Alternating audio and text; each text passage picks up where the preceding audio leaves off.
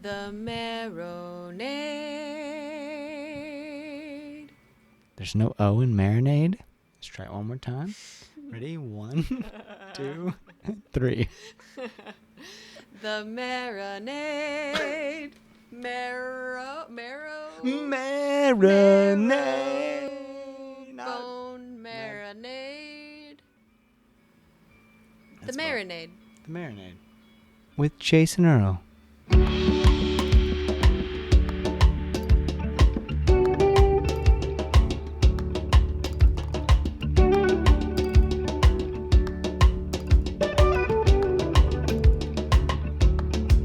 Way down in the lowlands where I was raised, out past the line, we paved our own way.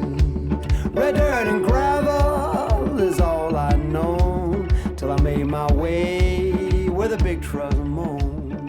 Welcome to The Marinade with Jason Earle, a free-flowing conversation about the creative process with creative people. This is episode 86, and our guest for the third time is Seth Walker. Seth is a singer, songwriter, painter, and author from North Carolina who is a great friend to The Marinade. This is the first time we've had someone back for a third conversation. The previous two were a blast, and I'm so excited to bring you this third talk. This one is a little different.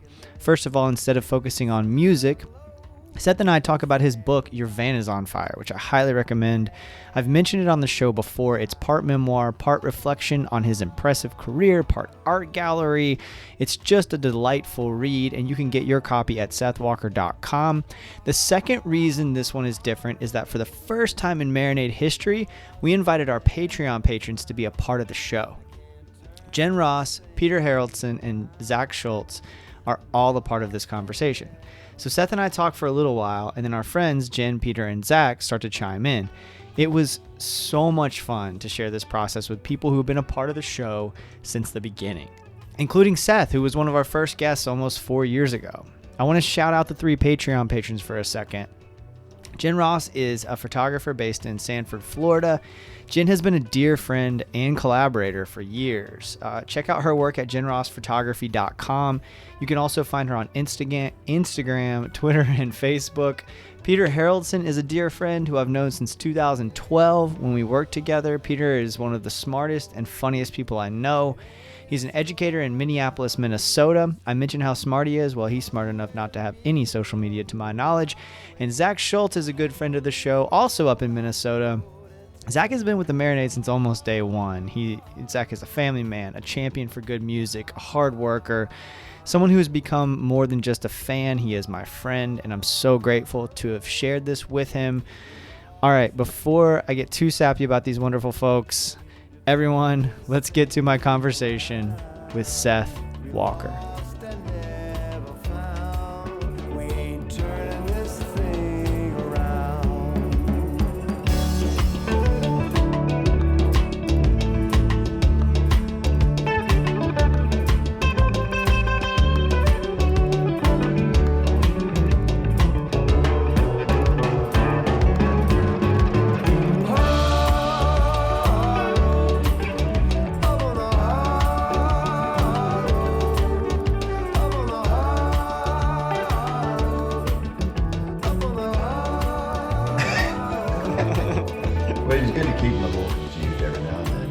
Keep them on their toes.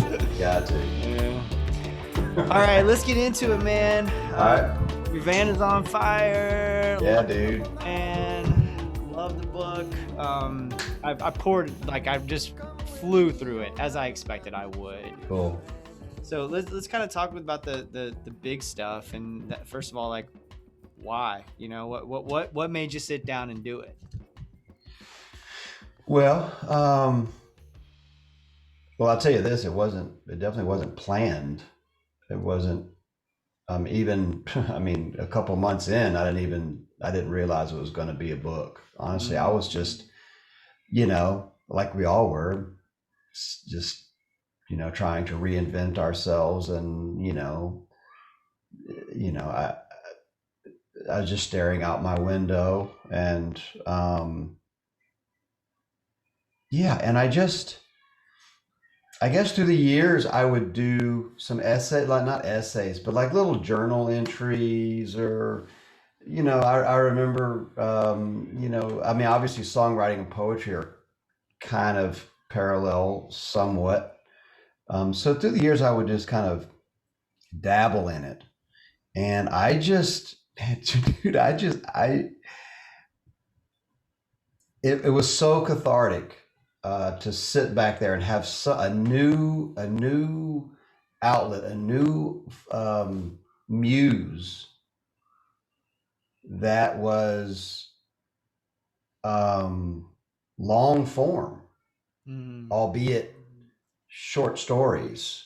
For me, I'm usually kind of tied to a 3-minute song or, a couple verses in a chorus. This was like, man, this was wide open for me. I could just kind of sprawl. And so I guess to answer your question, um, yeah, it was something that just kind of snuck up on me and I just kind of went with it. Yeah. Is the, I think I love that conversation about the length of creative work. And, I think like as I write my own songs, I think I don't necessarily, because I don't really produce them for anybody, it's just like me and my, lining up my Beanie Babies or whatever and playing to them. But I certainly, when I play a song or I write a song, I certainly am grateful when I can get in and out in 3 minutes, right? Like I feel like it's hard to tell a story in that amount of time. And when you're able to do it, it's pretty amazing. With my other writing, I just fucking write, man. Like if I'm writing an album review, I write till I'm done. And sometimes that's 500 words and sometimes it's 1,000, sometimes it's 3,000, and it just goes and goes. And I wonder if for you, like, can you transfer some of that experience of writing the book to songwriting? Like, are we going to get like a Seth Walker Fish album or like, or do you think there's any crossover there? Does that make sense? You see what I'm saying? Definitely that there will be. Yeah. It opened me up. I learned more about. I mean, obviously, I was diving into. I was reading a lot more than I ever have. Learning how to do this. And I learned, and in the process, it just cracked me open, dude. I mean, the whole pandemic cracked us all open. So it's kind of all this together. So I learned more about myself through writing the book than actually writing. Wow. What are some of those lessons that you learned about yourself?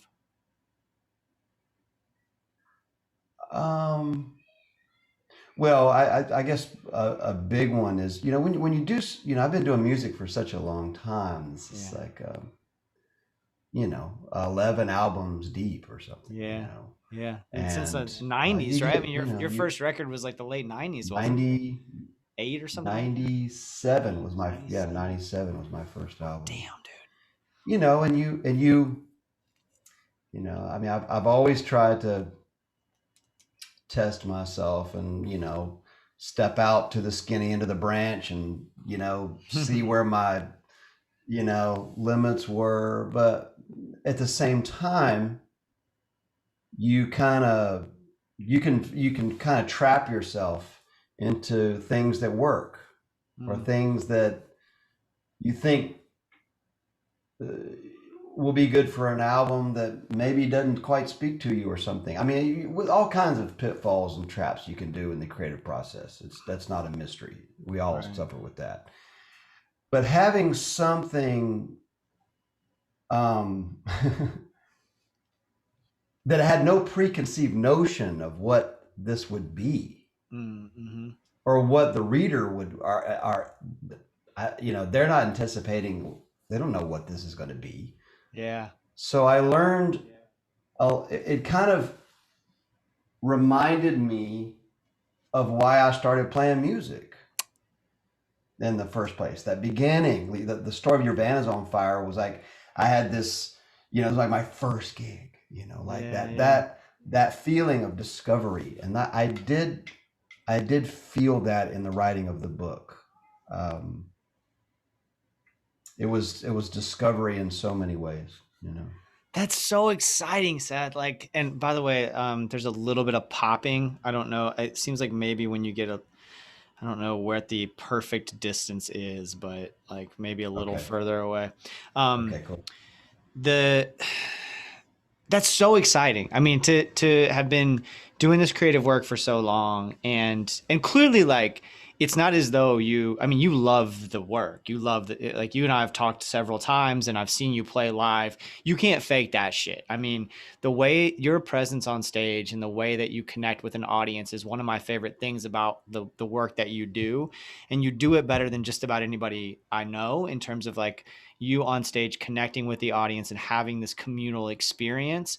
So clearly you love the work, and clearly you love to do what you do, but at the same time, how exciting is that you have this other creative outlet for a guy who's got a few creative outlets, right? Like, it's not like you're one dimensional. You've got a few. So how exciting is that Mhm. you found this new thing that then sets you off in a way that allows you to think about the process differently? That is so exciting. It is. This has happened to me two times specifically. I mean, obviously, I'll get excited, with a new album. I'm always, Yeah, yeah, get new bag of tunes and a new thing, a new sound or whatever. yeah. But about, I guess, in the early 2000s or something, I was living in Austin, and man, I just got beat up with the music business, man. And I took 3 months off, and I painted. I just I I went to art school for a while painting, and it realigned me with my music again. It kind of, it's like sometimes I'm, how can you miss it if you never go away, kind of shit. Mm-hmm. And the same thing happened with the book. And now that I'm getting back into working on a new album again, I'm like, the book kind of helped me balance, give me some perspective, and um, almost reignited some of my creativity. That's awesome, So man. And I wonder when you talked about, because I mean, it's so interesting how it came together that you didn't really realize you had a book necessarily, and then all of a sudden you had a book. And I wonder, like, in that process, when you're putting some of these stories together, and some of these stories I love. One of the things I loved about reading it is I felt like, oh, Seth's told these stories on my show before. I know this story. There's a few yeah, moments in there where I'm like, oh yeah, yeah, the Cuba thing, yeah, and there's yeah. a few of them, that you've talked about on Uh-huh. the Marinade, and I'm like, oh, dope. This is Yeah, really nice to read it in a different yeah. format. But I think Yeah. also, like, that idea of expectations that you brought up is what I want to kind of come back to, which is I didn't know what to expect either, right? And as I go into it, Hmm. it's really interesting to me how the book has not only those anecdotes, but your artwork and poetry. And there's a discography section that's like the titles of the records with a little, Hmm. I guess, like a little Yeah. almost poem underneath it, I guess, is probably I don't know if that's the right way to say Yeah. I it. feel like little stanza Yeah, each yeah, stanza has a. yeah. So, like, when you decided this was going to be a book, how did that come together? How did the sort of the format and flow of it come together? Since there are these somewhat disparate Hmm. ideas that are in this cohesive work. Yeah. Um, well, it just so happened that my neighbor in Nashville, Tennessee, had written a story about me. She's a great writer and poet herself. Her name's Leslie LaChance. She wrote a story about me in the East Nashvilleian, and I mean, we were just next door neighbors, and she's awesome. We were friends, especially during the COVID. That's the only people that I saw was her and John. And I just said, I'm going to show her a few of these essays and just see what she thinks. I was kind of nervous, to be quite honest with you, because she's a badass writer. She's like, dude, she's like, man, you might have something here. She started to help me she quickly became my editor. Right. And she was also, the first to tell me what wasn't working. Right. It's always good to have someone like on your team like that. And as far as how it finally came together, as far as using all these different kind of, the poetry, the essays, and the artwork. There was one afternoon, specifically, I remember I had printed out the essays that I had, and we sat around the dining room table, and she said, I want you to have a dinner party with your essays, and we're going to see which essays would sit together and have good conversation. And then we put all the essays around the table like it was a dinner party. And that's how we kind of discovered that the book would be set up into sections instead of chapters. So it's only six sections, and they're thematic somewhat. Some of them are, like Masters, obviously, is of all of my influences and people I've opened up for, and on and on. So that's how the book kind of took shape. Wow. Okay. So going back first to just that question of like, or that feeling of being kind of, I love this. I love that you were anxious about bringing this to your friend, right? So it's like because for so many reasons, right? Because first of all, I can fucking relate, right? When there's always that imposter syndrome that comes with any creative work. But also because you were stepping into a different world, there's an even deeper level of that. Can you talk more about like that moment and what made you go, all right, I'm going to do it. I'm going to bring this work to her and I'm going to see what she says. Gosh, how did that come? I can't remember which piece I showed her first. I think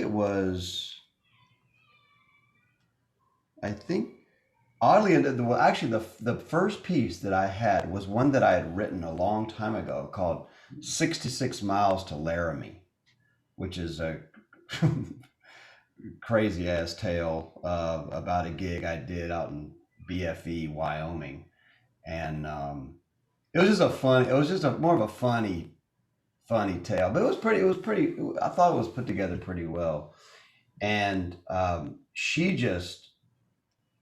I think I'd gone over there and we were having a dinner party or just having a dinner and some wine. And I made sure she had a few glasses first. and then I broke it out on her, and then we were really became inseparable there she helped me, 6 months straight. I would send them over to her. We had a little Google, doc things, and I would send her over things. And sometimes she would be like, I'm sorry, I'm getting away from your question, but no, it's great. Keep going. She would say the bones of this are cool, but there's no. What we soon discovered is that the essays started to take shape, and and a lot of them had a similar. I wanted them to have a little arc, and I had some stories I thought were well written, but they didn't quite have any. They never kind of went anywhere. They were very descriptive, and a lot of them were biographical. But so we had to weed through some of those to find the ones that kind of had a little story and a little arc, and. Yeah, it's interesting. I'm not used to talking about it. I've talked about music all the time. Yeah. When you talk about the writing of the book, it's kind of fun for me. I'm still trying to, articulate the process. It's not something I talk about very much. Oh, good. I mean, not good that you don't talk about it much, but good that I get to pull it out of you. Good. I'm so glad you're tongue-tied. Yeah. It's not really necessarily what you usually like, Seth. You're usually, I wouldn't call you tongue-tied normally. Well, it's a very ambiguous art form. That's one thing I've found. It's I'm a kind of a sprawling. I guess I'm kind of a sprawling cat. Yeah. Musically and just Yeah. personally too. So um, there's lots of different tones in the book, and I liked the fact that there weren't any borders, really. There wasn't any expectations or even stylistic, you know, restrictions. That's pretty fucking fun for me because Yeah. I've been kind of not stuck, but I'm, Well, I think that's interesting, the idea, because you both said, and I don't know if there's anything here, but it's worth visiting, and that is, you just mentioned how stylistically you have so many influences. Your music doesn't really fit in a genre per se, right? Like you can end up on the blues chart, you could end up on the jazz chart, you could end up on the Americana chart, because you borrow from so many different places. And because your musical education throughout your life, we've talked about this on record before, is you listen to so many different things, and you can play so many different things. And so I think it's interesting that you just said that about writing the book, because it does seem like musically you don't approach it necessarily with a whole lot of boundaries. Like you're doing you, and whatever comes out is what it seems like. And it sounds like that ethos informed the book in maybe a bigger way than you realize.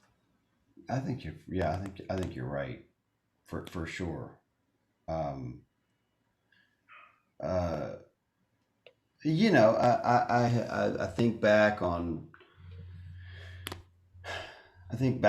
on some of the songwriting and albums and things, and there is so many different styles. Like you said, there's so many different styles: country, blues, jazz, folk, Caribbean music, New Orleans music, funk music, all these different types of things.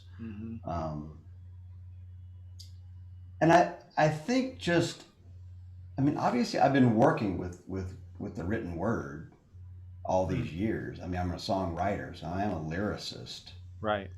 Um, but it felt just, I mean, I just had so much damn fun. Like I would just sit at my desk and just, you know, remember all these, and for some reason I can remember these things in vivid, when I was a really young man, but I cannot remember what I had for breakfast this morning. But I don't know why I could remember some of these things. It kind of takes me back to when I grew up playing Suzuki cello music, which is an ear training kind of thing. When you're young, these things get hardwired. Some of these memories get hardwired. So to kind of climb back in there and relive them, really was, like I said, cathartic. And I learned I learned so much about who who I am, and also who I'm not by doing it. Yeah. How did you, I think that's so interesting, the fact that I've been thinking about this a lot lately too, and part of it is just my own anxiety, remembering moments that I wish had gone differently. As I just turned 40 in December, and I think it's interesting how, like, the memories that are coming up in my mind as I reflect on my life, I'm at a very reflective moment in my life, and how so many of them tend to be these moments where I'm like, you should have done this, but you did this. And I wonder, like, from a creative life like yours, and all the things you've experienced and all the stories, how you zeroed in on, these are the stories that I want to tell. Because, like, you've been you've been playing music and touring since, again, like we said, the 90s, right? So how did you, were those just coming out as you were sitting down to do the work, or like why did those memories rise to the top? Because I'm Well, sure you because could have had a bunch, you know what I mean? because most of the damn stories that I wrote were about the things that went wrong. It's like no one wants It to hear is about called a Your story Van that is went on right. Fire. That's I true. mean, for God's sakes, that's the title of the book. Like, no one wants to hear about something gone right. It's like, I woke up on time. I made the gig without any hiccups. yeah, it was a wonderful gig. Who gives a shit? Um, but those are the things that really shape you when it doesn't go right. Mm. You know, and yeah, I mean I mean it's got a balance of things, but in the book there's some just real contemplative things that are um,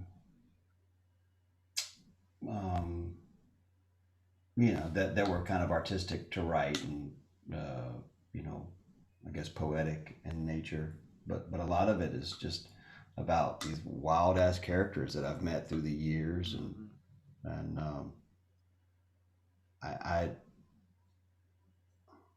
I mean, Jesus, you can't make this shit up. It's just No. these it's just funny. It is.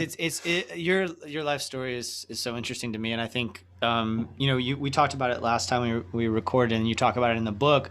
But even going back to like your upbringing and how like Yeah. you didn't exactly have the traditional suburban upbringing in America, and so like and just thinking back to just how your life has unfolded beyond that, I'm wondering, one of the things I admire so much about you is how grounded you are in your family and how you and your father have such a good relationship. And I had the pleasure of meeting your father last time I saw you at Swanee, and what a just Yeah. bright light he clearly is, and he played with you then, and you guys played music together. Yeah. And I just wonder, like, if there are, as you reflect, and it comes up in the book quite a bit, you do talk about your family as well in the book. And I wonder what lessons you've learned about how to maintain those relationships that you might be able to share with us. About maintaining my relationship with my family. Yeah, exactly. Like, especially as as you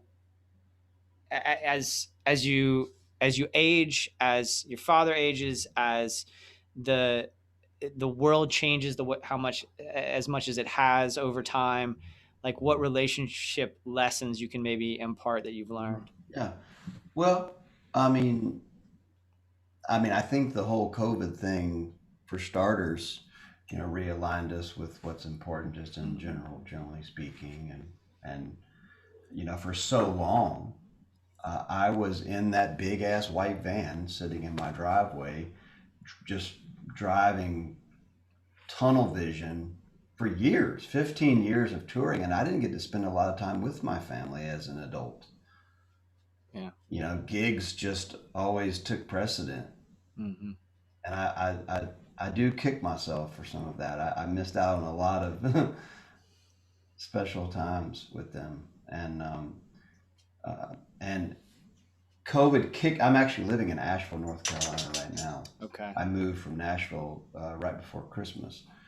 And so all my family lives here now. My mother and my father and my sisters. This is the first time I lived in the same town with them since I was 18 years old. Mm-hmm. And I'm it's not that I lost touch with them, but when sometimes all the distance, it really can drive a wedge. Makes a difference. And I'm like appreciating them in a whole new way now.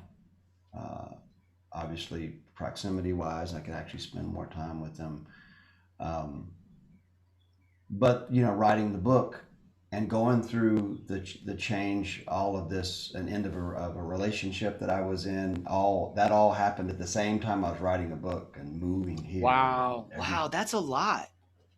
it was, it was, Damn, it was a dude. lot. It was, Yeah. it was a lot. My van was definitely on fire. There's no doubt about that.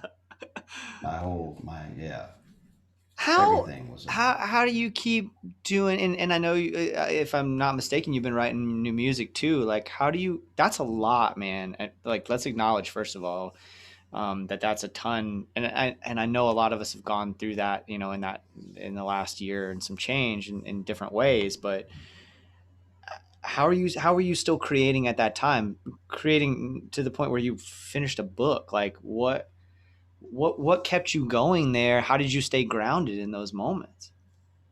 The book. The book. I Wow. mean, that's the only reason why I could have I've stayed sane, was to have something to work towards, work Wow. through. Wow. Um, to because my whole life I've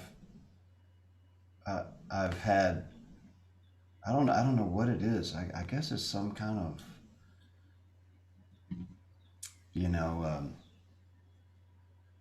I guess I'm a goal, like a not a goal oriented, but I like having projects, that I can Mhm. focus my energy on. You know, sometimes I I'm real streaky with my creativity too.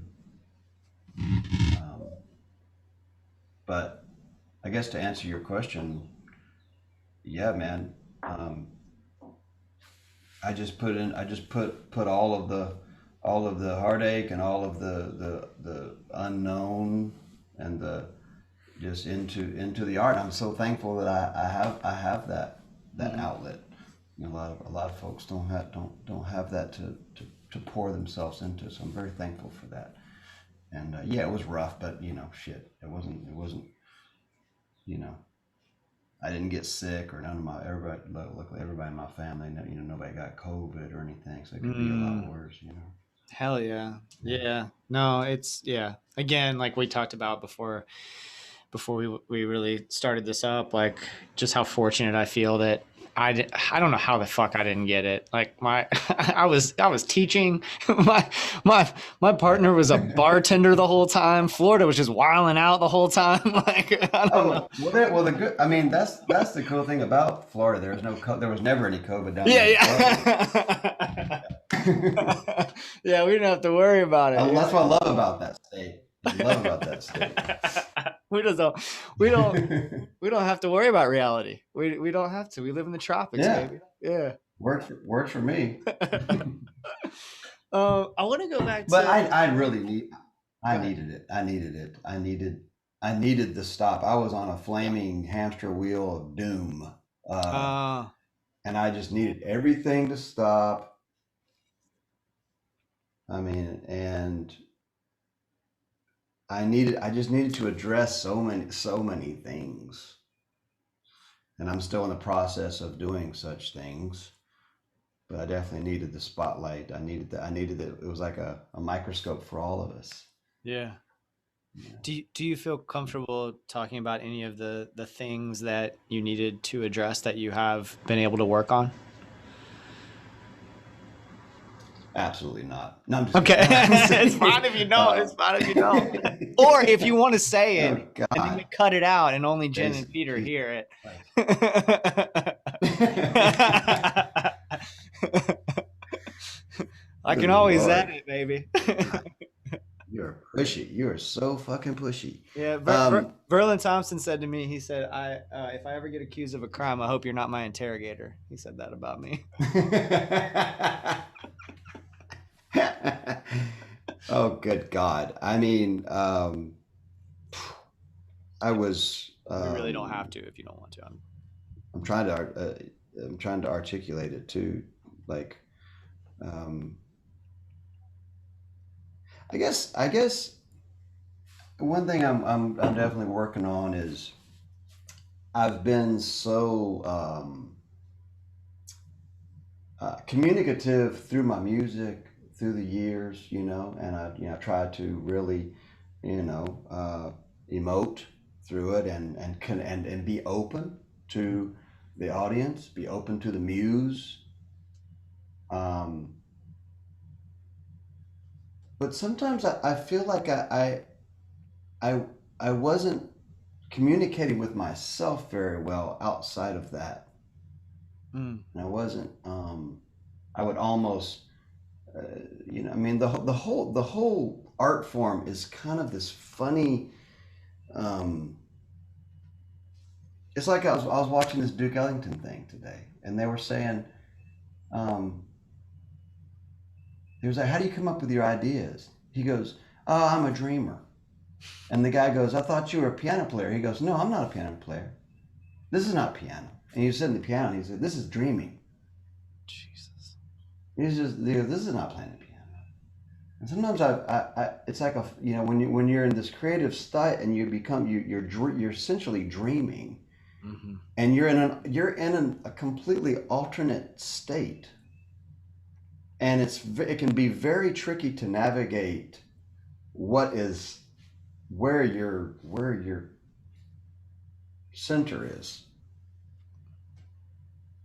I mean, it's my job to get off center. Wow. Wow. It's my job to go outside the lines. So I'm trying to come back and have a more of a centered place where I can communicate with myself first better, then communicate with those around me, because that was a real wedge that I was having trouble with my relationships, and with myself first and the people that are around me. So that's what I'm working on. Wow, man, thank you for sharing that. Are you in that dream space, like when you're writing something like the stories that you wrote for the book? Are you in that same? Is it that same dream creative space as when you're writing music? It's a little different, but it's a similar place that I would find myself in. It's like little a little world. I mean, each essay is kind of its own little dream world. Some of them took on a life of their own, and I would, um, I took artistic license with a lot with some of that, and I would just kind of, you know, paint this world, and in a similar way that I might do a song. Um, Hmm. yeah, but yeah, it's almost, and it's also what I discovered that's a little slightly similar to songwriting is the puzzle of it, the Mm. puzzle of getting into the essay. How do you get in? It's not as easy as you might think. To set the tone. A lot of times, you want it to finish. You don't want it to stop too. You have Mm. to. The story has to end. It can't just stop. And so, those are all kind of dreamy, like its own little world in there.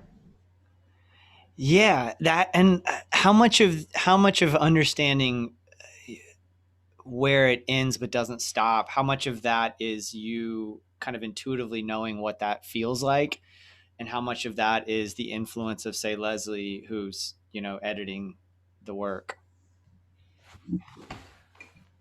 A lot of it was intuitive,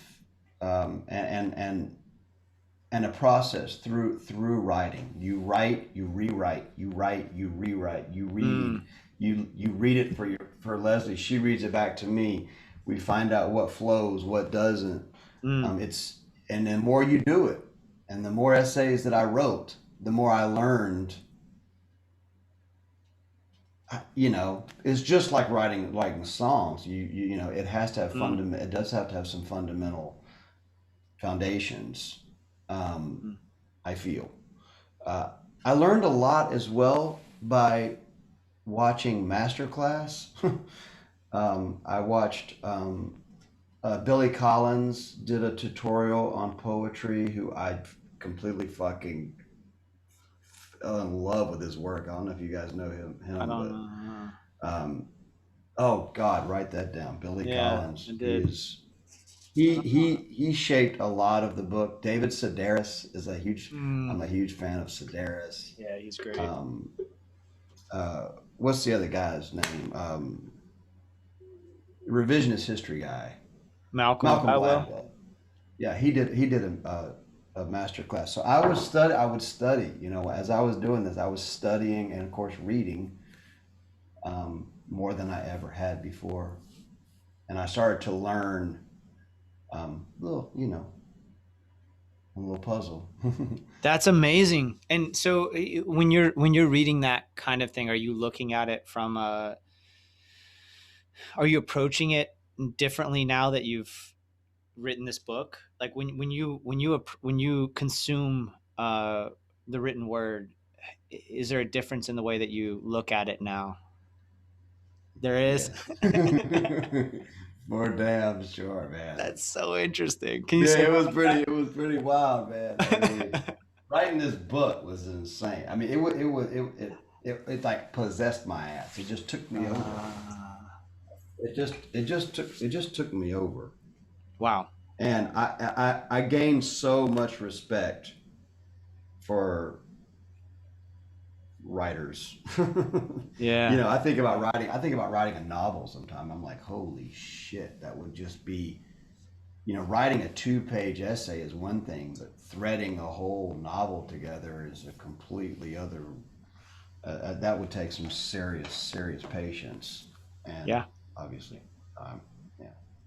Yeah, I'm almost done with the first draft of a novel, and I've been working on it for like Great, dude.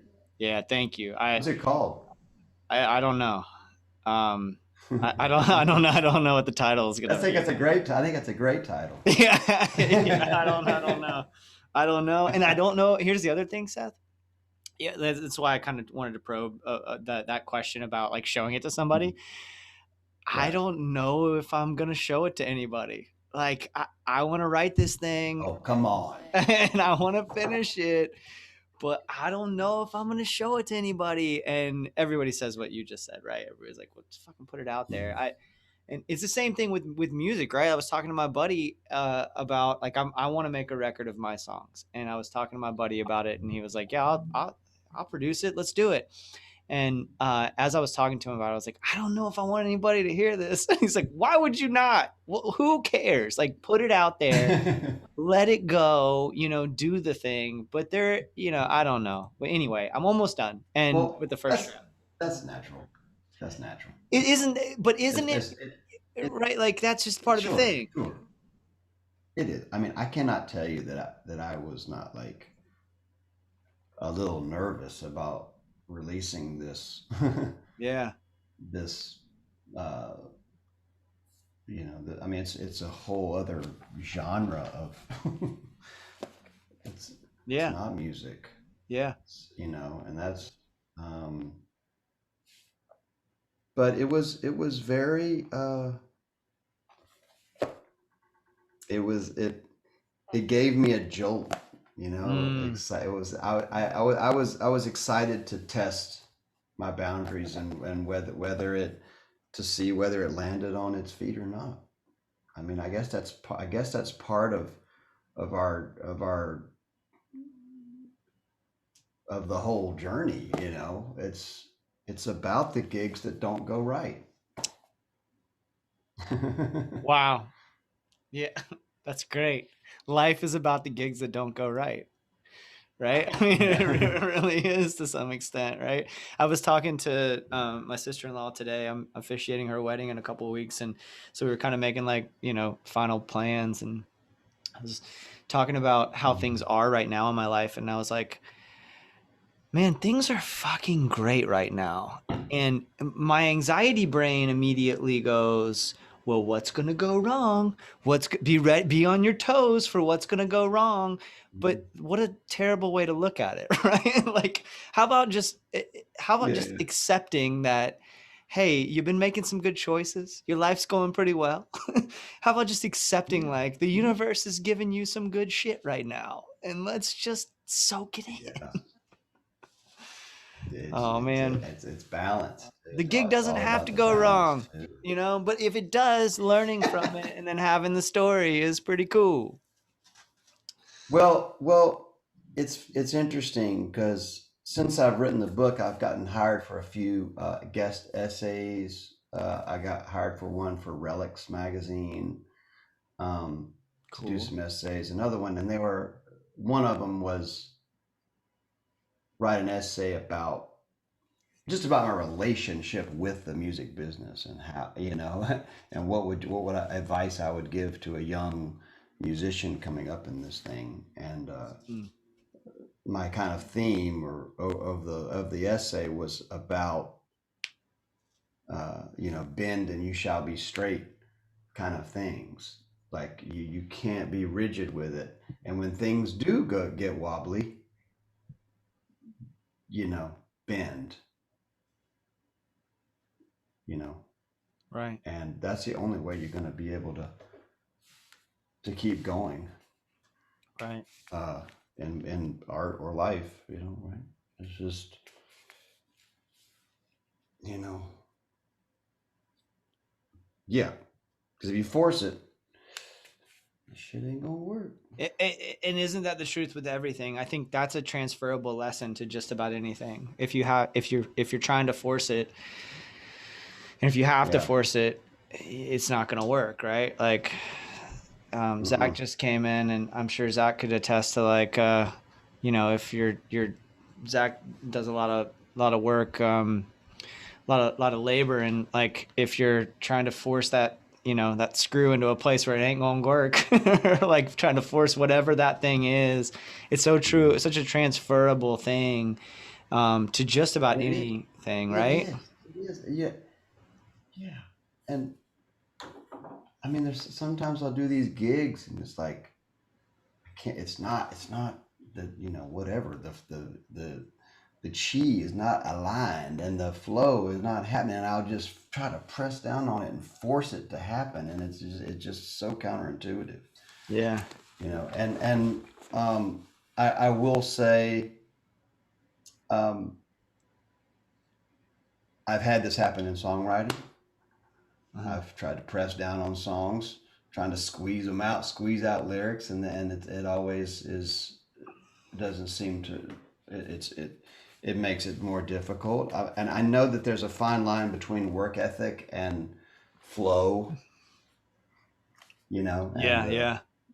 the muse. You have to work for it. It's like a lot of writers say most all writers say you got to show up at your desk every single day, Yeah. start writing. Yeah. So I know we're kind of getting all crazy here, but No, that's where we go, right?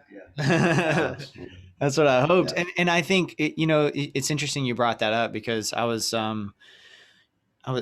going back and watching some performances on YouTube of yours, and I wish I would have remembered where this performance was. But there's this moment, the camera's like side stage, and there's this moment where you kind of turn toward the camera and you just go on this like bluesy riff, and it's just like you're just shredding, and it was so much fun to watch. And like I've gotten to see you do that live, and I love that about the work that you do. Again, like I said earlier, one of my favorite things about what you do, I love your songs and I love your records, but man, the Seth Walker live show, for folks listening to this, go see Seth when he's in your town. Like it is such an experience. And I was watching you and I was like, I know that you've got the technical chops.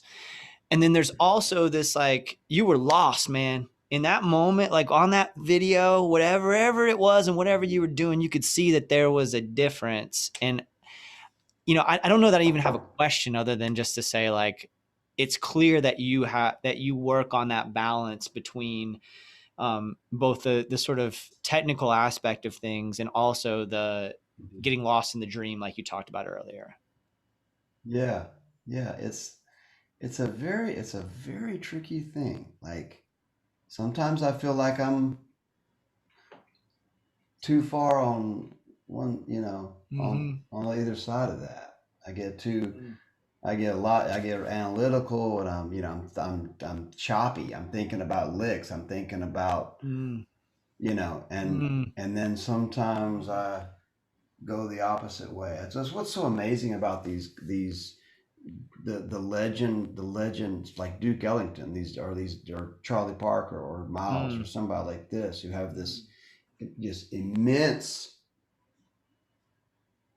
set of tools and skill and knowledge, but they can tap into the dream thing and just transcend all that. And that is a very it can be a very elusive place to get to. Athletes do the same thing. All the practice, all the drills, and then when they get into the flow, find that flow where you're not thinking about an E flat major scale. Right. Yeah, it's so interesting. I think that as I got older, I was talking about sports specifically. I played, as we've talked about, I played sports competitively my whole life, and then until until it wasn't there anymore, right? Until I wasn't good enough anymore. But, but I think about like when I go out to play games now, I'm very coachable, and I was so like locked into technique and so locked into fundamentals when I was playing ball that sometimes I would get too lost in that and not allow for that moment of flow that you're talking about. Whereas now I don't have any expectations, right? Like my back hurts all the time. So it's like I let go of, I'm not trying to do this thing that I probably physically can't do. And it's actually makes me better because I'm more in tune to the flow of the game. The fundamentals are still important, right? But I'm able to let go of sort of those expectations, and finding that balance and striking that balance again, I think is a transferable lesson that can happen, that you can apply then to not only music or sports, but to pretty much any discipline.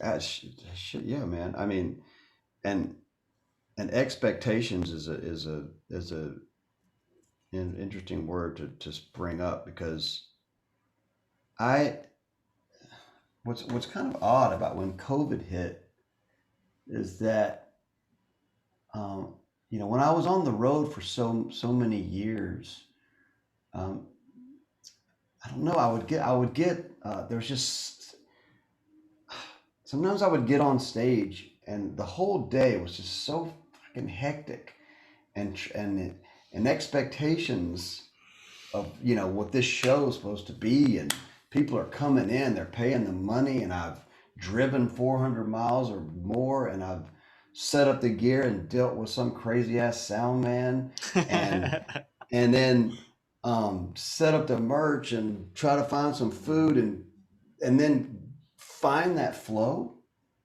every single night is a very it can be spotty.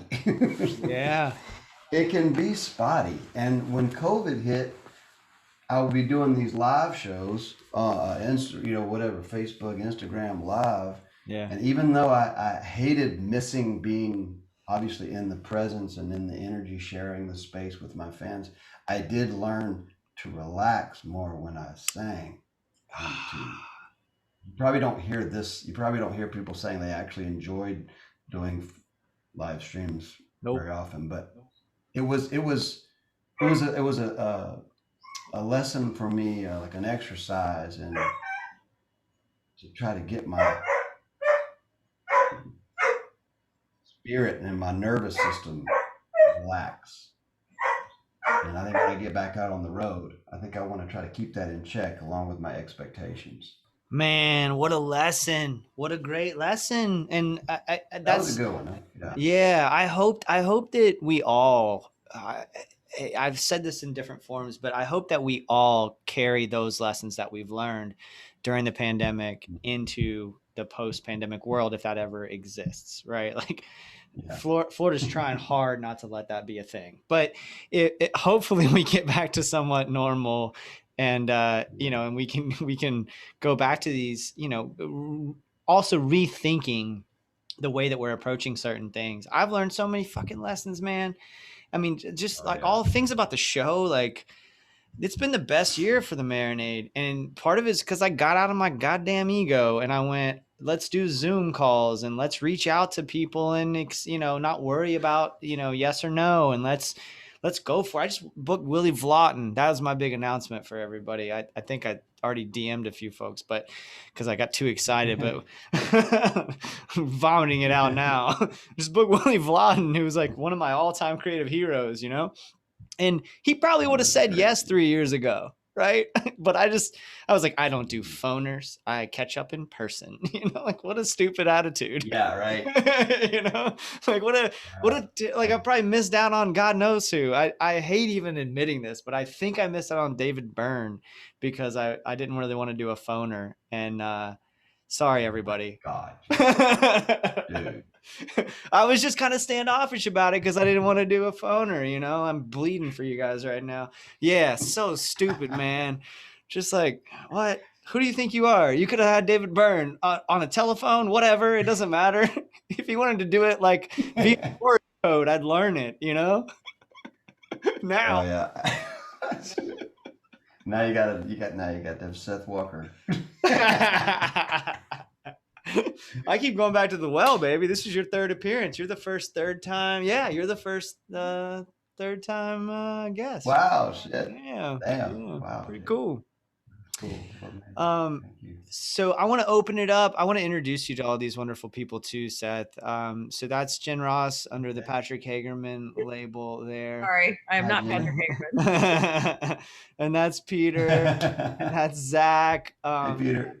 So hey guys. Peter and just for context, like Peter and I worked together in Jacksonville and became really, really close friends. 2012, Peter, I think we first started working together.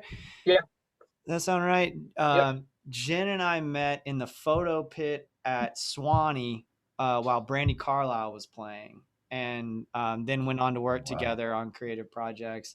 And Zach is the first fan of the Marinade who didn't have to be a fan of the Marinade. He was the first person who came to the show organically, lives up in Minnesota, and has just been such a great supporter and become a friend. So these are the folks in the room. If you guys have anything you want to say, or we can just start hanging, at this point. But I also really need to go check on Conundrum, who's making a ton of fucking noise and probably destroying the house. The Marinade. Funny story in the book about the very first time I went to see the Grateful Dead. It's called Little Round Purple Glasses, and it's my father took me to see the Dead, and with it, and a bag of mushrooms. Me and my dad, and this guy named Al, and yeah. Check that. What was Al's last name too? There's his name is something funny. Well, I named him Al Buzzkill. Oh. Yeah, it's a great read. Y'all should read the book too. If you haven't read it, definitely read it. It's worth your time. It's on Audible as well. There's an Audible version of it. Did you read it? Yeah, I did. Yeah. What was that like?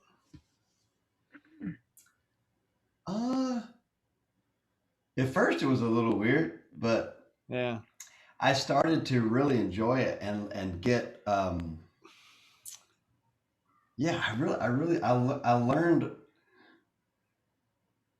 learned a lot of, when you reread and read and reread and read and read, you learn about the things you may have done a little bit different, and you also kind of discover some things that were hidden in there that you didn't realize you'd done. There's some rhyme stuff that I'm doing inside essays that I didn't realize I was doing. It's just from all the songwriting. And when I'm reading it, it starts to swing. It's like a song. Yeah. Yeah. And so I learned a little bit about that. What are you, we didn't do what you're getting down on. I just forgot because everybody was here and we were having fun. What are you listening to or reading, or have you seen a film lately that's fired you up? I've been listening to a lot of jazz. I listen to a lot of Bill Evans. Is about. I just sit there and listen to Bill Evans. It just soothes my soul. I love that. Um, there's a great record he did with Jim Hall. I just discovered, and I've been listening to Bill Frisell record he did, and I've been listening to Ernest Ranglin. I don't know Ernest Ranglin. Ernest Ranglin is he's like a jazz guitar player from Jamaica. Really true. It's really that's a fucking cool record. Below the Baseline. Below the Baseline is a record to check out. Wait, what's his name again? Ernest Ranglin. Do you know, Seth? Do you know Jamie Barrier from Pine Hill Haints? Mm-mm. Do you know the band Pine Hill Haints? Mm-mm. I just recorded with him. Sorry, let me pause this because I'm trying to find the name of this record. It's called Heart of the Congos. And it's Lee Scratch Perry. I don't know who all's involved, but Lee Scratch Perry is kind of like the mastermind behind it, right? Yeah. And it's like a 4-track recording with like one track is recording outside the window.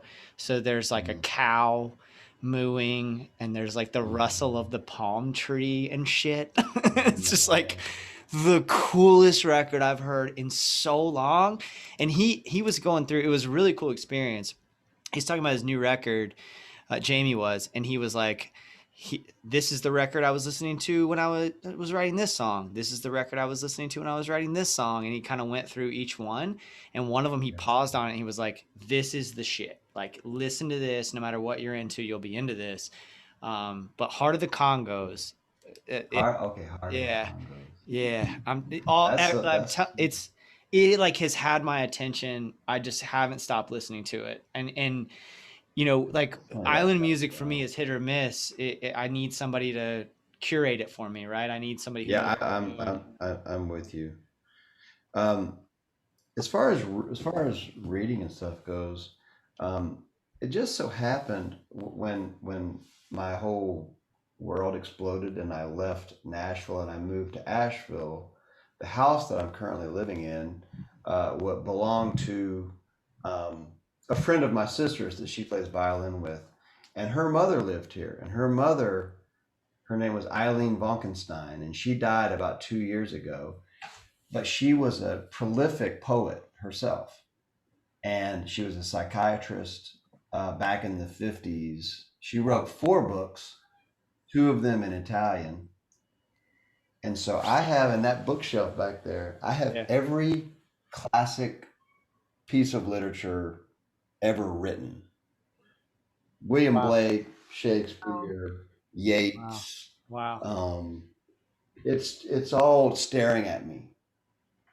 And I've really Eileen's spirit is in this house, and I actually finished Your Van Is on Fire in this house. And she's kind of like my, don't watch Netflix, motherfucker. You need to pick out a book. Well, Seth, I don't want to take too much more of your time, but one thing that is in the book that I want folks to read the book, but also, if you don't mind telling maybe a little bit of the story of meeting George Clinton at your gig in North Florida, that would be really cool. A good way to end things, I feel like. Goes to buy books. Well, yeah, it's a dope ass fucking story. It's a place called Bradfordville Blues Club, which is just outside of Tallahassee. It's a little bitty. It's like a bunker, really. It used to be on the Chitlins blues circuit once upon a time, and this guy Gary Anton took it over, I guess, about 15 years ago, and he's kept it just like it used to be. I mean, it's just funky as shit. I mean, and there's this woman named Ernestine. She cooks catfish, and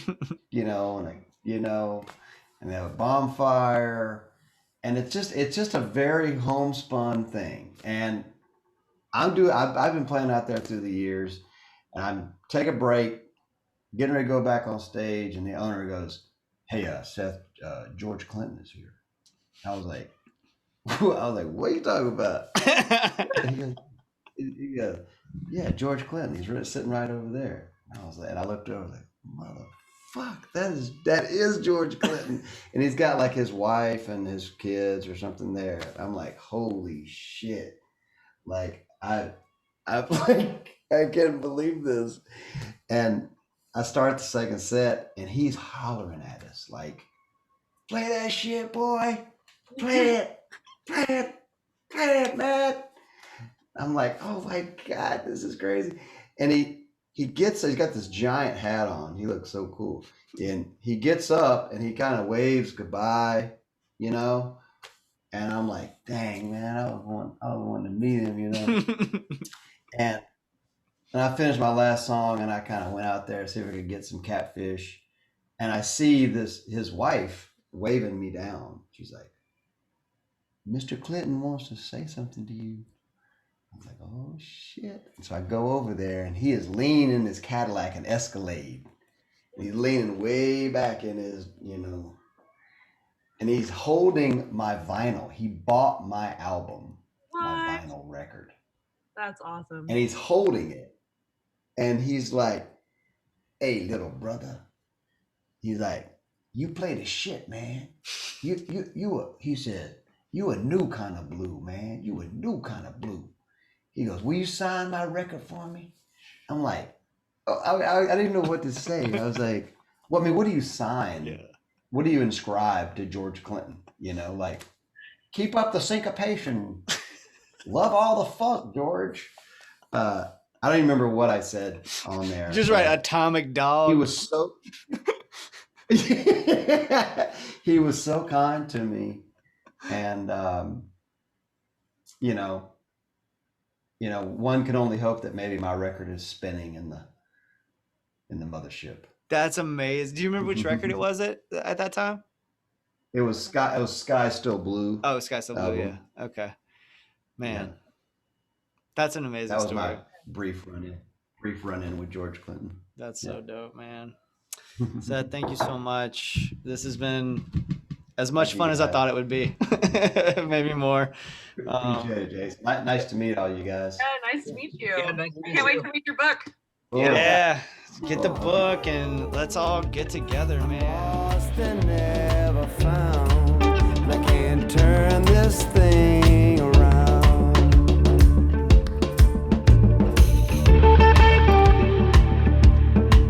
The wheels on fire and it's out of control. Highways and byways are taking their toll. Seth Walker, y'all. Thank you so much, Seth. Thank all of you for listening. SethWalker.com for all things Seth, including his book, Your Van is on Fire, and all his wonderful records. You can also follow him on social media. Follow the Marinade while you are over there. We are on Instagram and Twitter and love interacting with friends of the show. MarinadePodcast.com for all things The Marinade, including links to the show itself. Written pieces like the one I'm about to publish, chronicling my mini vacation to see Patterson Hood for 2 nights in a row. What a great trip that was. Also pick up some Marinade swag while you're there. We have I'm trying to get rid of what we have now so we can get some new stuff. We have 3 black and white trucker hats left. That's it. And those are gone forever once they're gone. And then we're going to offer some new stuff. We also have some just a limited number of Marinade shirts made by Pink Robot Shirts here in the Orlando area. Both are on kind of a crazy sale. The hats are up there for $10 and the shirts are just $5 plus shipping. Get these things out of my studio, y'all, so I can replace them with new things. I'm excited about a few different merch ideas. We're going to have some fun, especially with sort of, inside jokes about the show. And we're going to go in a bunch of different directions once I get rid of all this stuff, but I don't have room in here for all this. So go buy it, please. I'll send it to you as soon as I can. I have time off. You will get it in a couple of days at this point if you go ahead and buy it. So please do so if you can swing it and you want it. But there are so many free ways to support the show. Tell a friend, subscribe to the Marinade, and rate us on your podcast app. If you really like what we're doing, please consider joining our Patreon community, where for just a few bucks a month, you can gain access to exclusive content like what you just heard. Also, our show, Jason's Journey, where I talk about the moments that shape my creative life. I'm working on a special Jason's Journey today, as soon as I finish this, that chronicles my trip to see Patterson Hood. I hope to release it in the next couple of days. Patreon is just a great way to connect with the show, and every little bit helps. So if you can swing it, that would be awesome. If not, just keep listening, y'all. Thank you so much for listening and spreading the word. This is such a joy to make. And I have next week, this coming week, by the time this comes out, I will have sat down with Andrew Bryant, who I'm so excited to talk to. Like, I'm such a big fan of his, and his new record, which comes out on Friday, July 9th, is absolutely outstanding, and I can't wait to pick his brain. I mean, he's been through quite the interesting year and made such a beautiful record. And then also Jamestown Revival. I'm talking to those guys on Tuesday. So by the time this comes out, I will have talked to those folks. Plus, I have several already in the can ready to go. So thank you, all of you, for listening. You make this possible, and I really appreciate you. All right, y'all, it's time for What I'm Getting Down On, the segment of the show where I talk about the art that is inspiring me at the moment. On the last episode of the Marinade, episode 85, Casey Anderson talked about Allison Russell's Outside Child. If I mentioned it on a previous What I'm Getting Down On, I am not sorry for mentioning it again. What a powerful, personal record. The push and pull of it, the vulnerability, her damn voice. I mean, it's so beautiful. Go listen to it, y'all. I'm going to get myself a physical copy. I mean, I'm just in love with it. I was trying to do yard work today and listen to the record at the same time, and it's just not a record you can do that with. You got to be doing the record. It's got to, like, that's another one of the many reasons I want a physical copy, is I just want to sit with it. Such a wonderful effort. The new record from T. Hardy Morris, The Digital Age of Rome, is also wonderful. I've been a fan of his music for a long time, going all the way back to his band Dead Confederate. Check out The Digital Age of Rome by T. Hardy Morris. In terms of film, I got one film for you, and it's going to haunt you, and you should watch it and stay with it. My partner Chris and I watched a film called La Llorona, which is about a former dictator in Guatemala who is haunted by the ghosts of the indigenous peoples that he murdered. Y'all, what a film. It's spooky and smart. It's political commentary, but it's also a horror film. I love that combination, like a spooky, intelligent film that has something to say. Chris and I both adored it, just thought it was wonderful. La Llorona, check it out. And that's what those things, including A Meaningful Connection by Andrew Bryant, who I mentioned before, that's what I've been consuming. Like, that's been my focus. Really diving deep on some of these things. Allison Russell's record, can't stop listening to it. Right. But again, like I said, when I'm listening to it, I have to be listening to it. Right. I can't really be doing other things very well. I've tried. And like I said today, failed. But check it out if you haven't already, Outside Child. And then that film, La Llorona, and T. Hardy Morris's The Digital Age of Rome. Highly recommend all of those things. That's all I have for you for this week, everybody. I'm going to get to work on that Jason's Journey for our Patreon patrons. Thanks again to Jen, to Peter, to Zach for being there with us to talk with Seth. Thank you again, Seth. Thank all of you for listening. Until next time, go out and create something. Cheers, y'all.